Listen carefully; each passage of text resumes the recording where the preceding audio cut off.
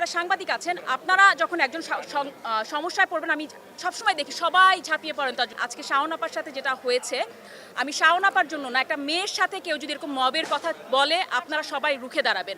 এবারের পরিবেশটা আমার কাছে আরও বেটার লেগেছে এবং আমার মনে হয় যেন রেজাল্ট পর্যন্ত এই কন্টিনিউটিটা থাকে, যেন কোনো অপ্রত্যাশিত এমন কিছু না দেখি বাসায় যেখানে যে মানুষ আবার এটা নিয়ে আবার কথা বলছে। মাঝখানে লাস্ট কয়েকবার অনেক অপ্রত্যাশিত ঘটনা দেখেছি।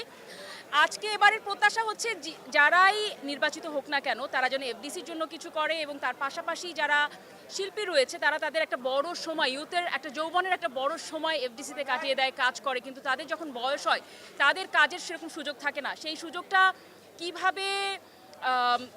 কিভাবে তারা বের করতে পারবে যাতে একটা আর্টিস্টের বয়স হয়ে গেলেও তারাও যেন কাজ করতে পারে, পরিবার নিয়ে সম্মানের সাথে চলতে পারে, কারোর কাছে হাত পাতা না লাগে, এইটা যেন শিল্পী সমিতি তারা যেন মাথায় রাখে, এই একটা জিনিস। আর আপনি যদি আমাকে বলেন যে এটা আমার প্রত্যাশা ছিল আর আমি কি দেখে ভোট দিয়েছি, আমি চেষ্টা করেছি, আমি মোটামুটি সবাইকে চিনি যারা যারা এবার নির্বাচনে দাঁড়িয়েছে, যারা যারা সেন্সিবল থাকে না, আমরা বছরের পর বছর তো দেখি, শুধুমাত্র ভোটের সময় তো এসে তাকে দেখে তো অ্যাকচুয়ালি ভোটটা আমরা দিই না, আমাকে সাথে সুন্দর করে কথা বললো, ফোন দিল, ভোট দিয়েছি সেটা না, যাদের সাথে সবসময় কথা হয় বা দেখেছি সবসময় সেন্সিবল তাদেরকে ভোট দেওয়ার চেষ্টা করেছি। আর আমি কখনো নির্বাচন করব না, নির্বাচন করার ইচ্ছা নাই, না সুপ্রিম কোর্টেও ইচ্ছা নাই, এখানেও ইচ্ছা নাই নির্বাচন করার। আমি আমার কাজ নিয়ে ব্যস্ত থাকতে চাই এবং সেটা কারণ নির্বাচন করতে গেলে মানুষকে অনেক ফোন দেওয়া লাগে, আলাদা আলাদাভাবে বলা লাগে, মানে কি বলবো, অয়েলিং করা টাইপের বা যেটাই বলেন না কেন সবাইকে আলাদা আলাদাভাবে বলা আমার পক্ষে সম্ভব না। আমি নির্বাচন করতে চাই না কখনো। আর কখনো যদি মাথা খারাপ হয়ে যায় সেটা আমার আলাদা বিষয়, যে আচ্ছা না আমি নির্বাচন করতে চাই, কিন্তু কখনো যদি নির্বাচন করি সেটা সেই সংস্থার ভালোর জন্য হলেও হলে চেষ্টা করবো, বাট তাছাড়া আমার নির্বাচন করার অ্যাকচুয়ালি কোনো ইচ্ছা নাই।